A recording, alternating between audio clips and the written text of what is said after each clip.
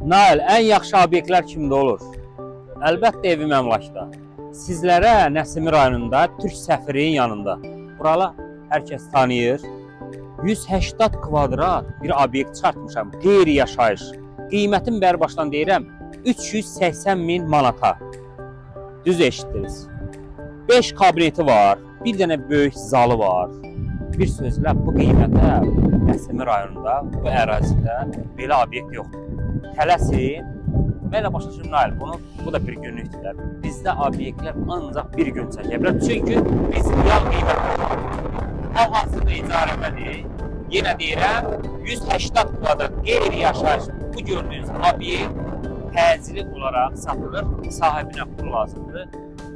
Deyəsən, istəyir, satıram, gedirəm istirahətə. Daha yaşlaşmışam. Ona görə də cavanlar, buyurun gəlin, sizə gözəl bir obyekt təqdim edək.